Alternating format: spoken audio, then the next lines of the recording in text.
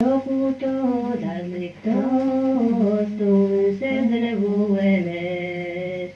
Locutor dictos, dulces revueles. Tuż żurało i tamasia szkajet. Locutor dictos, turnami potomek. Sokuto dagito stunami potore.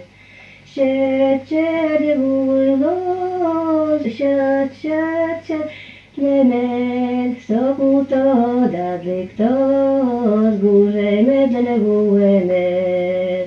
Sokuto dagito gure medle vuemer.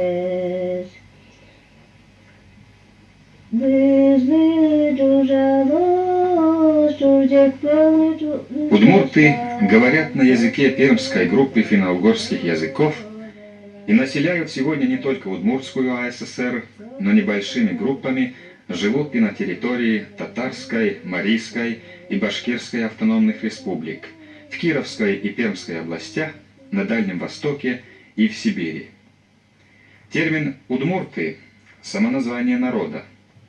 Арами удмуртов называют иногда их тюркоязычные соседи. Многие ученые пришли к выводу, что удмурты, наряду с марийцами и коми-пермяками, населяют земли, являвшиеся некогда колыбелью, прародиной всех финно-угорских народов. В удмуртском языке насчитывается несколько сот общих финно-угорских слов. Например, удмуртское название дерева – пу, эстонское – пуу. По-удмуртски снег – лымы, по-эстонски – люми. По-удмуртски глаз называется син, по-эстонски – сильм и так далее. Удмурты жили деревнями. До 17-18 веков их селения были сравнительно небольшие, кучевого типа, которые постепенно стали заменяться уличной планировкой.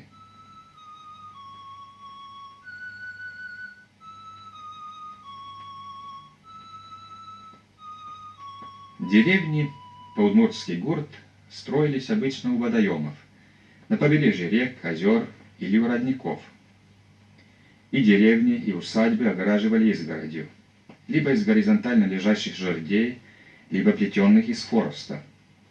Но была известна и другая техника для возведения изгородей.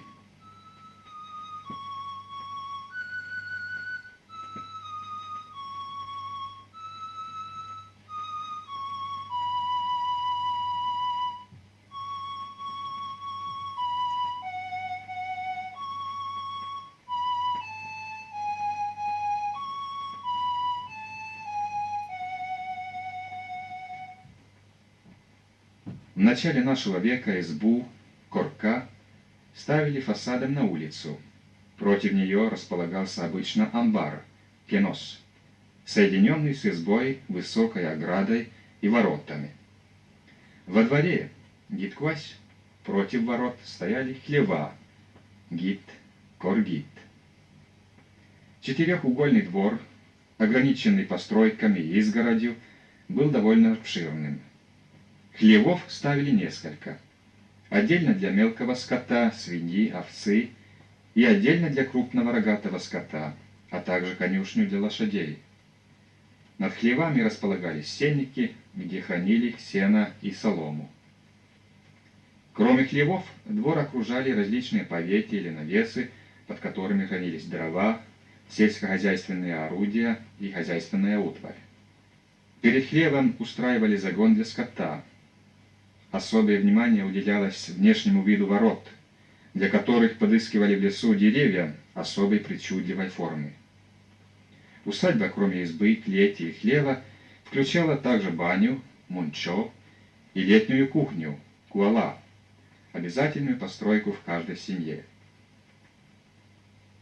Итак, на рубеже веков удмуртские дворы делились на грязный скотный и простирающийся перед избой чистый. В чистый двор скот не заходил, так как эта часть двора была замкнута изгородью.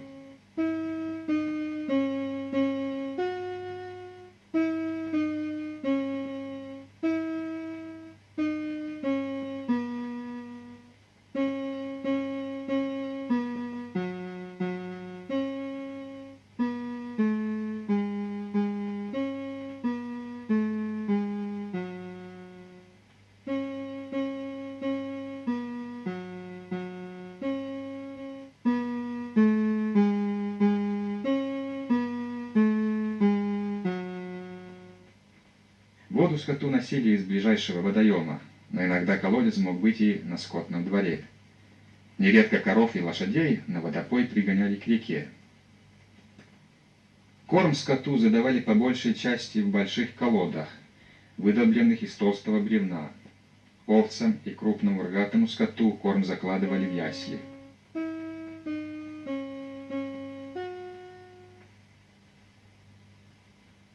В начале нашего столетия в каждой усадьбе стояла клеть, кенос, иногда двухкамерная, одна для хранения одежды и летнего спания, вторая для хранения зерна и других продуктов, юкенос. Клетей было столько, сколько было снох в семье.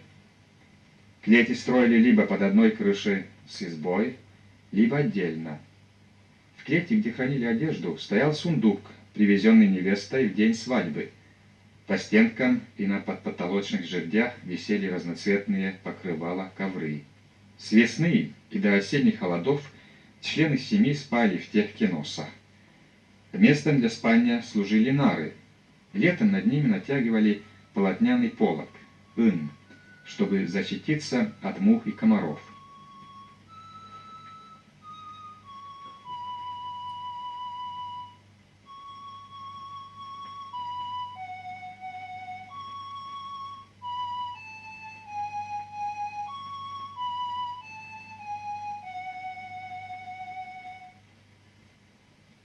Рядом, в другой половине клети, хранились сельскохозяйственные продукты. Здесь стояли различные долбленные из дерева сосуды, были устроены закрома для зерна и муки. Крупорушка устанавливалась либо в клете, либо в сенях избы. Ею пользовались для получения крупы. Вообще же зерно мололи на водяных или ветряных мельницах. Нередко на усадьбах были двухэтажные клети. Помещение наверху служило для хранения одежды, а нижнее – для сельскохозяйственных продуктов. Двухэтажные клети обычно соединялись с избой единой крышей. Старинной надворной постройкой удмуртов является летняя кухня – куала. Постройка, бывшая в древности обязательной у всех финно-угорских народов. Куалу ставили обычно в глубине двора. На рубеже веков куа или куалу использовали как летнюю кухню и как культовое помещение. Здесь хранилась главная святыня рода и семьи – воршут.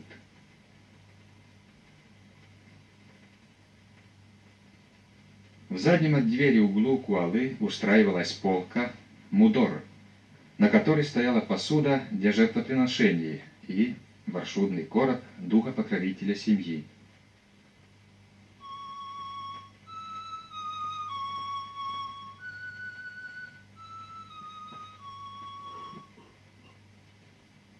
Вдоль стен стояли длинные лавки, дзюс. В углу, близ двери, стол, джек, за которым ели. Несмотря на то, что в этот период в хозяйстве удмуртов появилась уже металлическая посуда, в куале пищу подавали только в деревянной или глиняной посуде. Так же, как у многих финно-угорских народов, древней постройкой у удмуртов является баня – мунчо. Баню ставили, как правило, подальше от избы с целью предохранения от пожара и поближе к водоему. Бани – срубные постройки без предбанника. Его заменяли открытой дощатой загородкой или стенкой, плетеной из хвороста и обмазанной глиной. В ближайшем от двери углу помещалась печь-каменка – гур. У противоположной стенки стояли длинные низкие лавки. Баню топили женщины. Вначале мылись мужчины, а затем женщины и маленькие дети.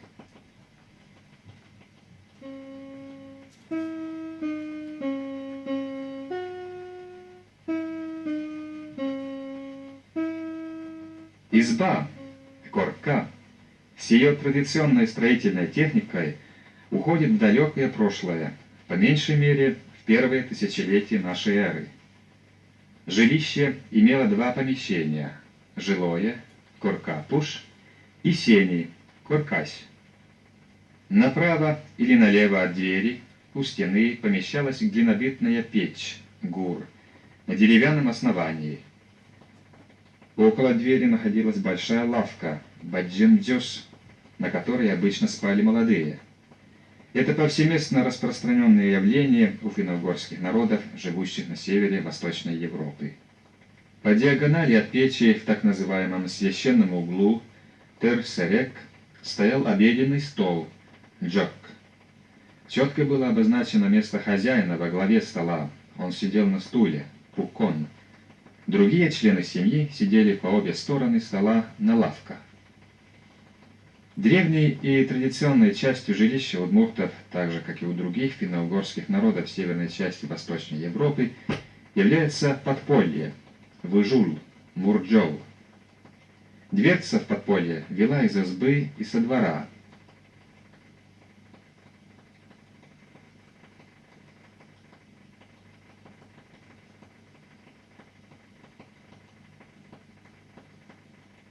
Жилище большей частью связывали единой крышей с двухэтажным амбаром, а иногда и с хлевом. Часто встречалась такая планировка, при которой единая крыша объединяла избу, сени, клеть и хлев.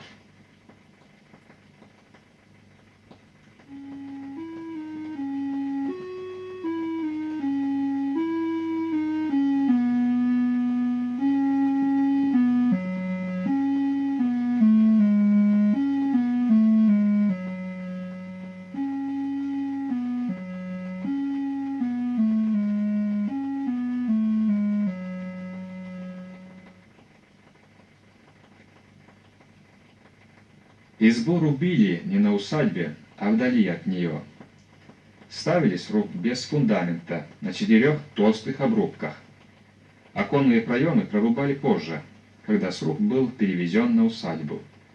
Тогда же обтесывали топором внутреннюю сторону бревен. Сруб мшили, между каждым рядом бревен клали сухой мох, иногда паклю. Жилище удмуртов было простым, практичным, отлично приспособленным к местным климатическим условиям. Детали избы редко имели украшения, исключения составляли наличники окон и дверные проемы, обработанные ажурной или долбленной глухой резьбой. Украшению ворот, в первую очередь воротным столбам, придавалось большое значение. Излюбленным мотивом резьбы была солярная или солнечная розетка. Впрочем, использовались и другие фигуры орнамента.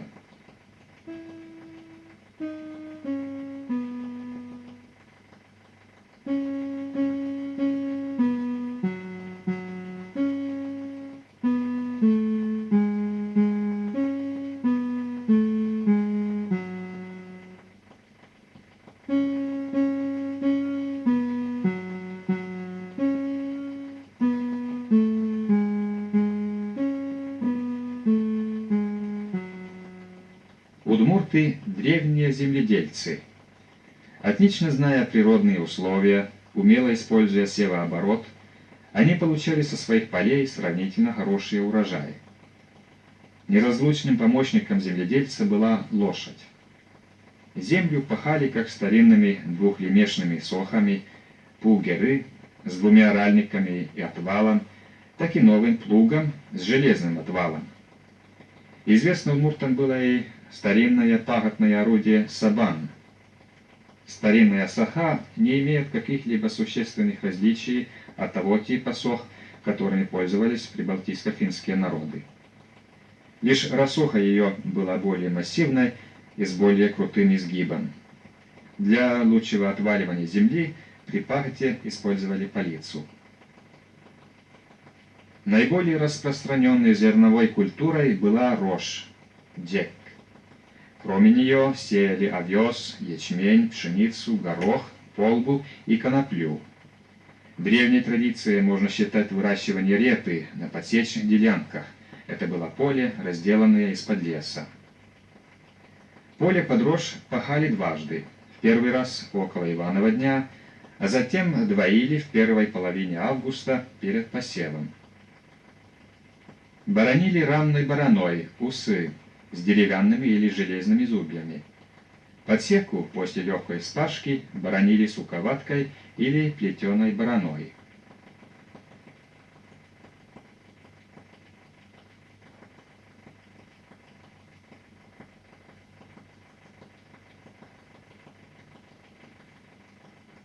Сеяли вручную, из лубяного лукошка, кидем куды. Сеял обычно старший из мужчин, умеющий равномерно разбрасывать семена по пашне. Закрывали семена землей с помощью бараны.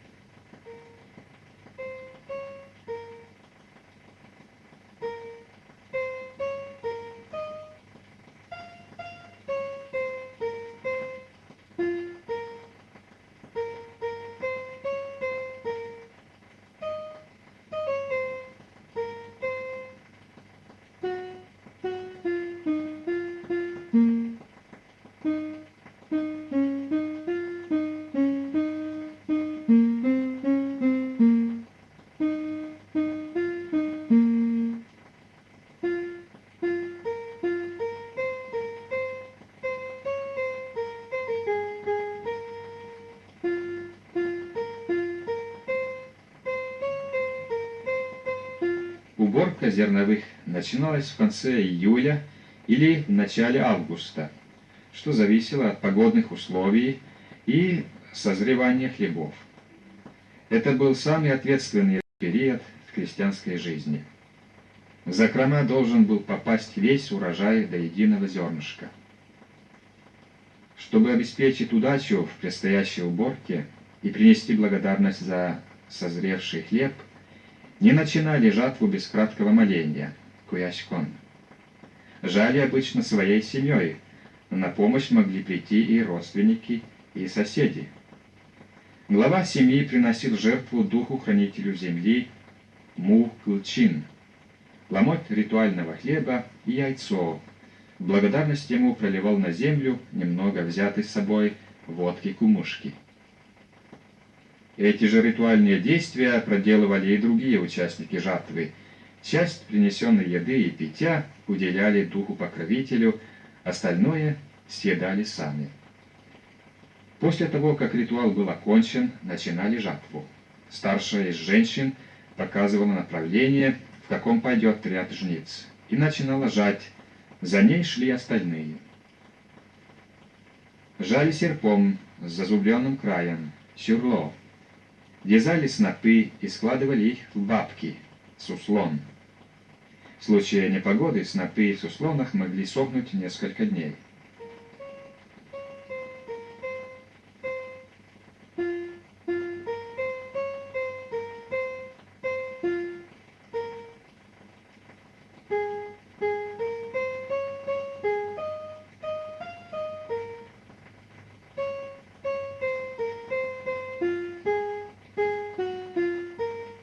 Снопы складывали в суслоны обычно к вечеру. Сверху их прикрывали перевернутым снопом. После того, как хлеб просох, снопы везли на край поля и укладывали стогом, кабан. В стогу хлеб мог стоять долго, иногда даже по 2-3 года. Для предохранения от грызунов и дождевых вод под скирду ставили лёсь, поставка из тонких жердей и хвои.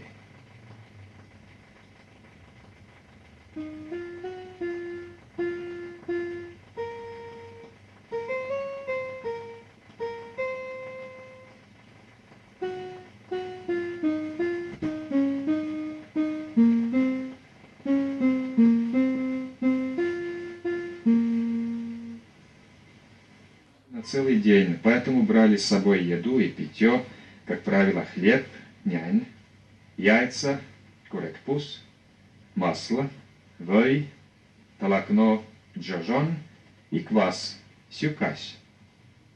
На поле забирали и маленьких детей, их везли туда в маленьких двухколесных тележках.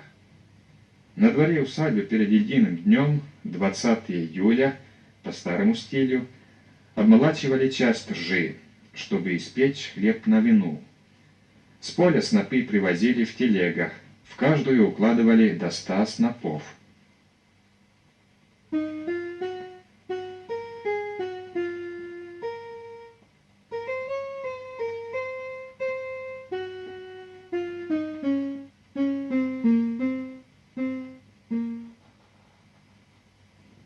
Прежде чем приступить к молотьбе, на чистом дворе расстилали специальную холстину – на которую и раскладывали снопы колосьями внутрь.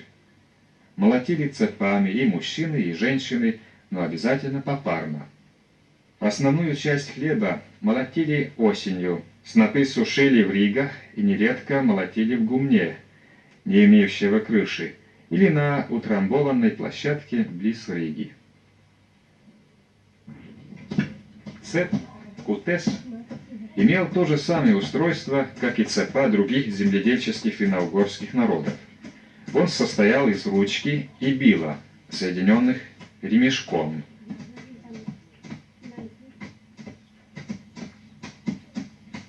После того, как снопы были по первому разу обмолочены, разрезали перевясло, пояс снопа и снова шли с цепами.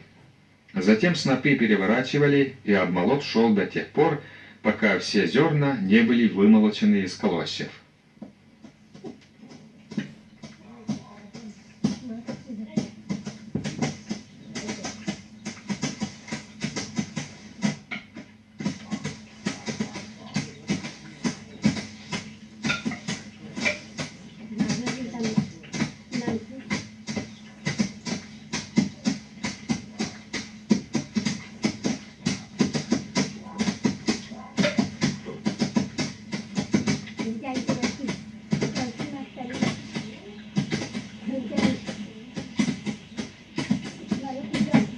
При молотьбе пользовались и другими приспособлениями, такими как грабли и лопата-веялка.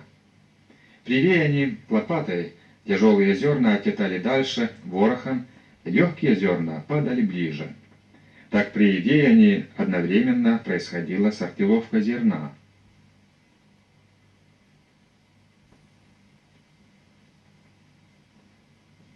Удмурты были искусными животноводами. Число скота в хозяйстве зависело от величины семьи и ее благосостояния. В хозяйствах насчитывалось от 1 до 10 дойных коров, лошадей, свиней и овец. Удмурты особенно много разводили домашней птицы – гусей, уток, кур. За ними, как правило, следили дети и пожилые члены семьи.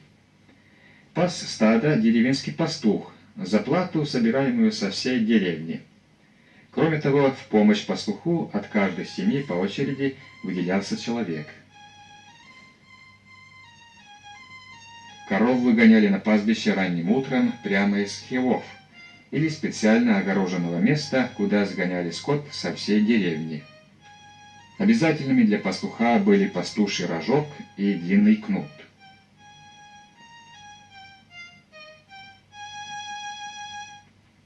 Удмурты издавна были известны как искусные пчеловоды. У них особенно долго практиковалось лесное пчеловодство, вплоть до начала XX века. Хозяин, имевший пчелиную семью в дупле дерева, по мере надобности заботился о ней, а осенью забирал мед. Если рой вылетал, то для его поимки поступали так. На вершину высокой елки ставили ловушку, изготовленную из елового обрубка или еловой коры. Ловушку поднимали вверх с помощью веревки и прикрепляли к дереву. Когда рой залетал внутрь, ловушку с находящимся в ней роем снимали.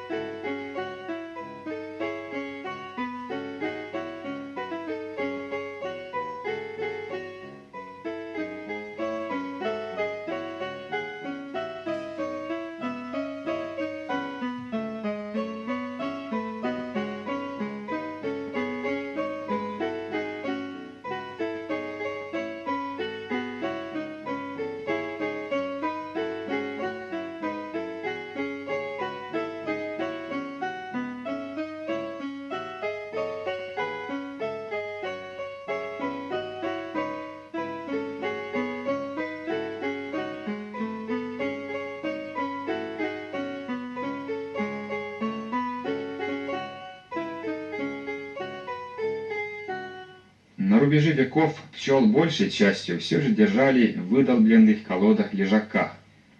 Выдалбливали колоды обычные ствола сосны, Высота их достигала 1,5 метров. Стояли колоды в саду при доме, однако гораздо чаще их держали в лесу. В зажиточных семьях было до 100 и более ульев. Постепенно распространились и рамочные ульи.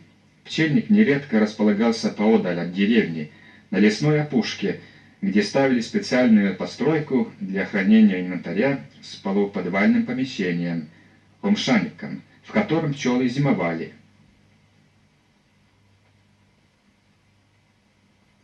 Урожай меда зависел в первую очередь от погоды, но, как правило, здесь он был высоким.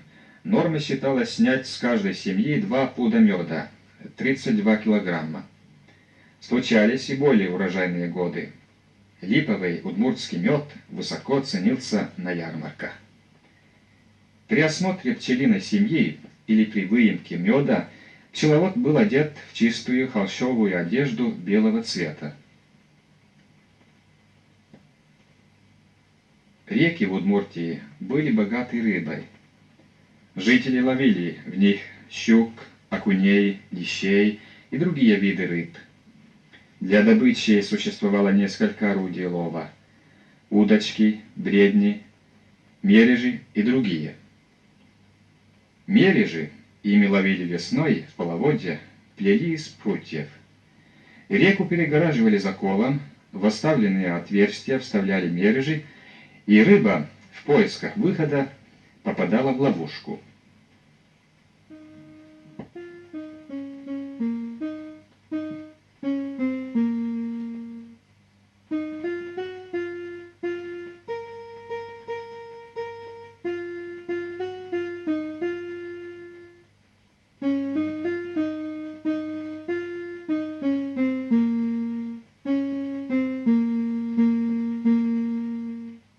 Пользовались удмурты и одним из древнейших орудий лова у всех финно-угорских народов, который назывался у них сак.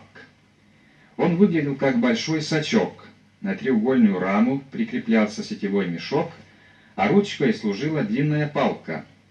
Саком ловили рыбу весной, а также осенью, когда стаи рыб стремились укрыться в омут на зимовку. В мае шла ловля всех видов рыбы с помощью витиля, ловушки типа невода.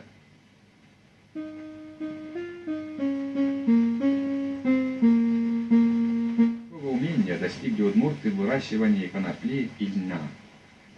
Сеяли лен обычно на старопахотных землях, но иногда и на подсечных делянках, на новинах. Дергать лен начинали в конце августа, занимались этим женщины. После обмолота головок льна снопы на 3-4 недели мочили на лугах.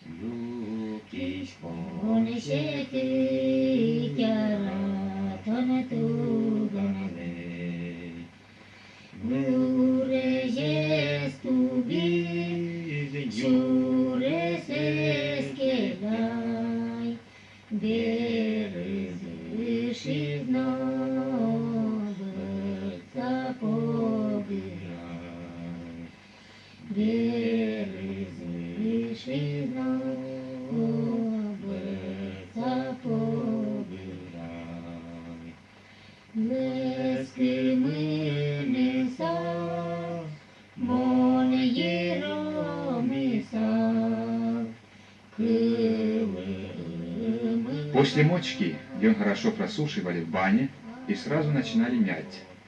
Работа на льном мялке, еттинсестон, а также все последующие способы обработки льна составляли самую трудоемкую женскую работу.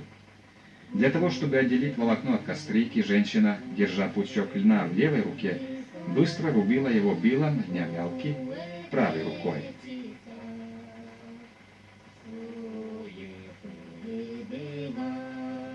Следующей работой со льном было трепание. Из каждой пясти льна следовало вытряхнуть остатки костры и мелкие грубые частицы волокна. Для этого пользовались трепалом. Для получения чистого шелковистого волокна лен вычесывали гребнем или щеткой, вначале более редкой, а под конец частой.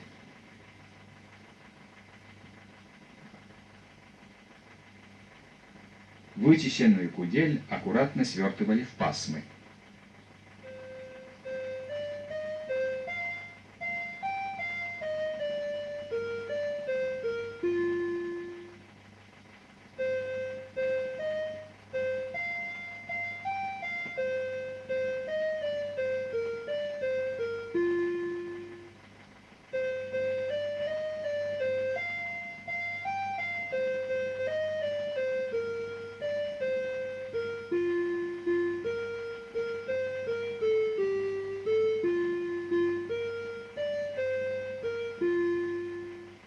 Осенью, при окончании всех полевых работ, девушки и женщины собирались на посиделки, прясть нитки.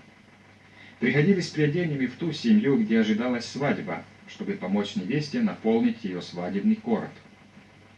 Пряли с помощью веретена, но известна была удмуртами и самопрялка-стояк, черсон-машина.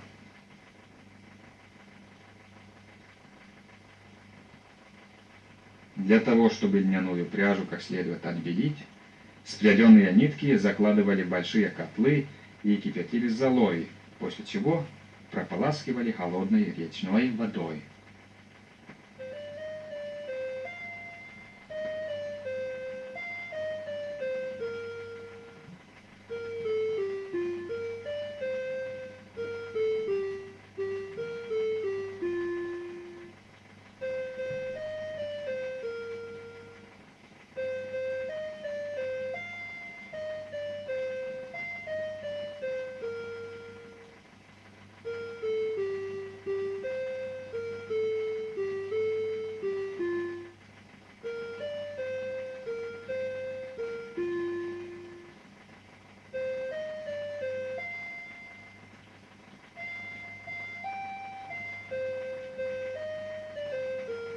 Заготавливая нитки к снованию, сматывали их на мотовила, джоктон-пут, а с мотовила на вьюшки, турбича.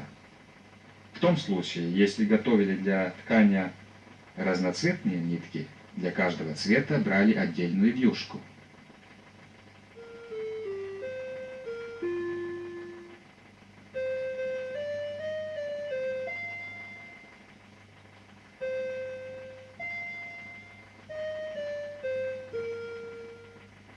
Очень архаичный, как и вообще все приспособления для ткани, был способ снования основы для ткацкого станка на стене. Отсюда и название длины вытканного холста – борт, стена. На одно полотно требовалось 10 пасм, достигающих в ширину до 50 сантиметров. После того, как нужное число ниток для основы, соответственно ширине полотна, было намотано, нитки снимали со стены и заплетали в косу. Эту работу выполняли обычно вдвоем.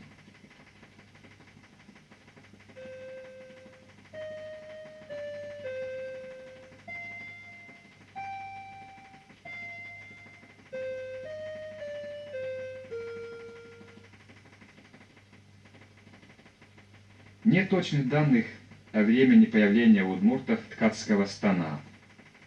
Еще и в начале XX века здесь, в некоторых семьях, ткали на архаичном стане простейшего типа без раны, состоящего из боковых стоек, связанных между собой скамейкой. Навоя здесь не было, и его основа, заплетенная в косу, прикреплялась в колу или стойке. Этот несложный стан занимал мало места в избе, но его постепенно вытеснил более сложный русский станок кросна. Koski, stur de ki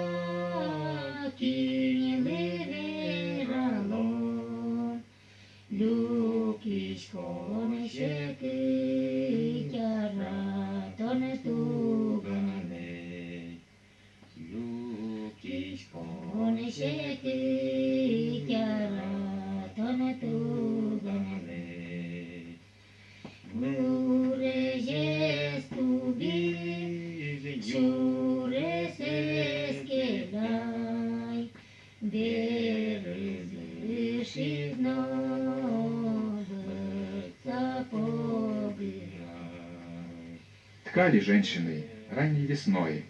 Девочки рано начинали учиться от матерей технике ткачества, а став взрослыми, передавали это искусство своим детям.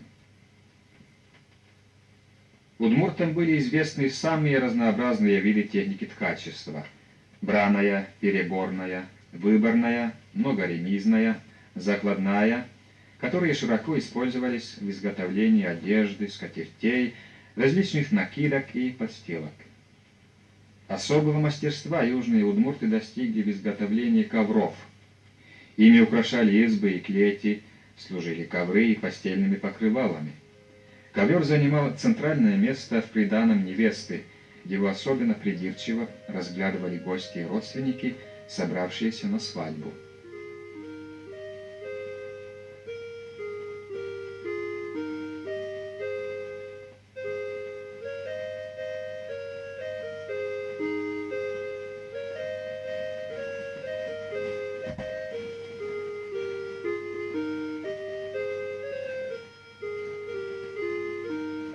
Древние приемы в технике ткания особенно наглядны в изготовлении различных поясов и тесьмы.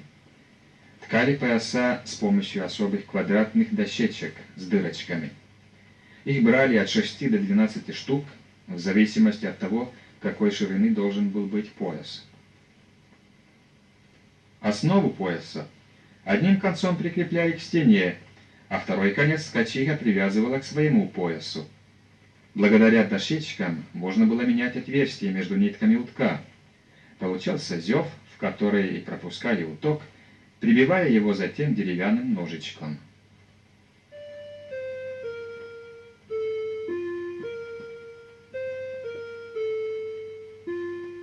Если изготовление любой одежды было исключительно женской обязанностью, то мужской заботой было обеспечить семью обувью, главным образом лаптями из лыка, кут. Искусством плетения лаптей из липового лыка владел каждый мужчина. И не мудрено. Все время надо было пополнять их запас, ведь лапти снашивались очень быстро, при интенсивной ходьбе всего за 2 недели. На протяжении многих столетий была отработана и техника плетения, и несложный инструмент. Для изготовления пары лаптей брали от 7 до 9 штук лыковых полос длиною примерно в 2,5 метра. Число заготовок лыка варьировалось. Если плели праздничные лапти, то на них брали от 9 до 11 полос.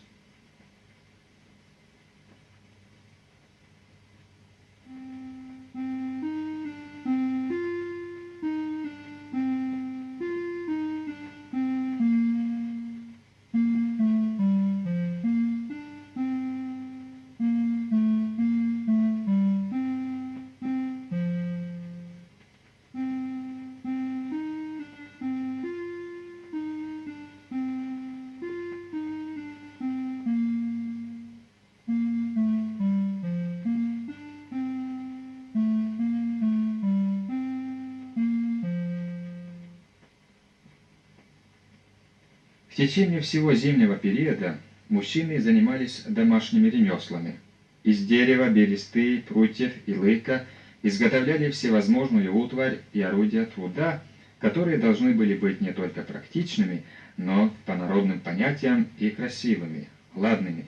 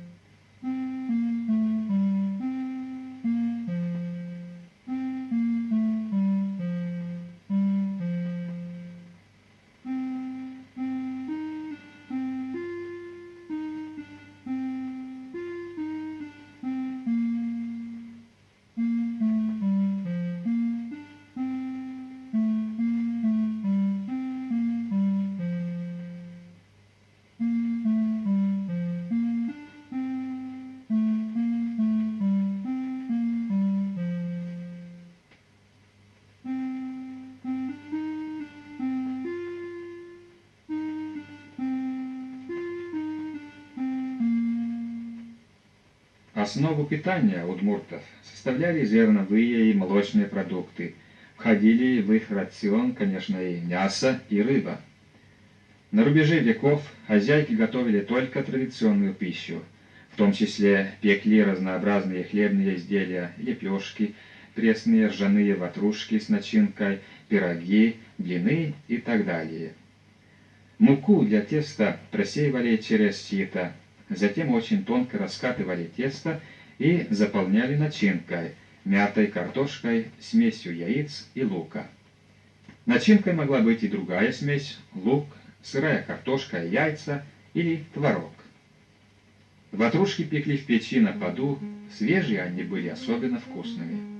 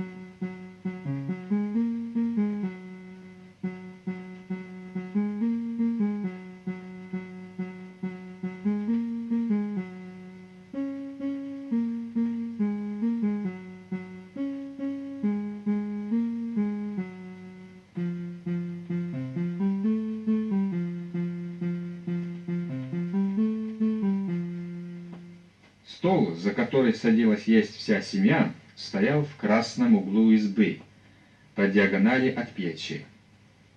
Хозяин обычно сидел на отдельном стуле. Еду подавали в деревянной посуде, в чашках. Ели все деревянными ложками, изготовленными здесь же дома мужчинами семьи.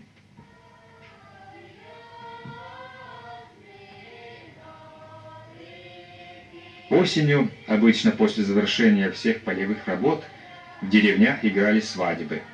Деревенские улицы заполнялись участниками свадеб, нарядно одетыми, повсюду звучали песни, затевались танцы и игры. Кинопленка запечатлела момент прибытия невесты в дом жениха, где его родня принимает ее хлебом и маслом. Невесту берегут от сглаза, поэтому лицо ее прикрыто, и так вводят на женскую половину дома. Там невесту сажают на скамейку и угощают хлебом и маслом.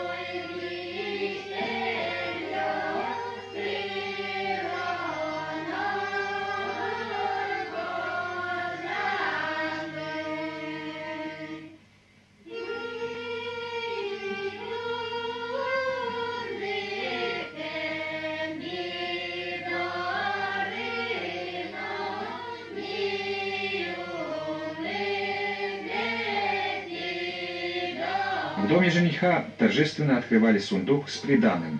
который обычно был наполнен всевозможными домоткаными текстильными изделиями. Тут же тканые вещи развешивали по комнате для обозрения гостям, чтобы каждый мог убедиться в мастерстве невесты.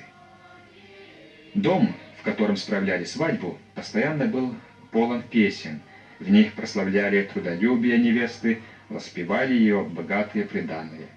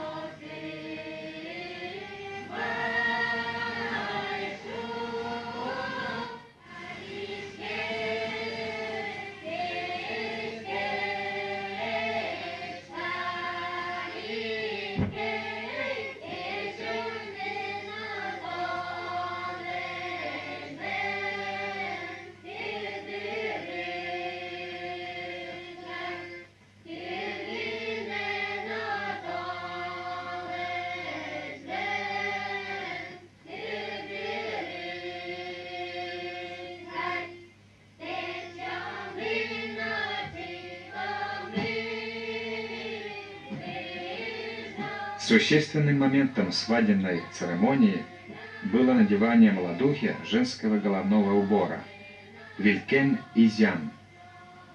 Убирали голову невесты молодые женщины, они повязывали ей чалму, налобник, еркетет и накидывали поверх большой, вышитой шелковой бахромой, платок – сюлык. После этой церемонии молодуху вели к источнику, где она бросала монеты духу-покровителю местной воды. И далее, на всем протяжении свадьбы, гостей, а среди них и молодуху, по возможности старались почаще облить водой. Свадьба гуляла широко. Управлял всем весельем, давал зачин свадебной мелодии, тыро, особо уважаемый родственник. Свадебный пир продолжался, как правило, 3 дня. Звенели песни, в которых благодарили устроителей свадьбы, родственников молодого мужа, да и всех участников церемонии. Не было обычая во время свадьбы сидеть по скамейкам, наоборот. Все было в движении, танцах, царило веселье, задорные шутки. Не было недостатка и в музыке. В каждой деревне находились свои гусляры. И сразу по окончании свадебного пира наступали будни.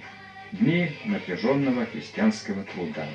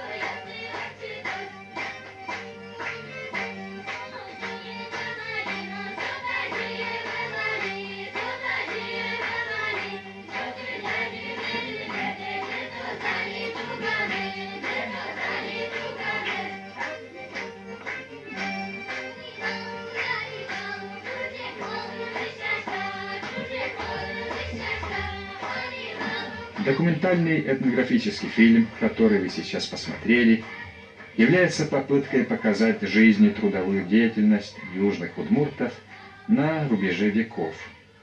Конечно, в нем неизбежны пробелы, не все в фильме строго последовательно. Правильнее считать фильм лишь кратким обзором каждодневной деятельности людей, некоторых основных моментов их жизни. Ведь даже в самом протяженном и обстоятельном фильме невозможно все многообразие и сложность народного быта. Тем более, что этнографический фильм снимался сегодня, а речь идет о временах давно минувших.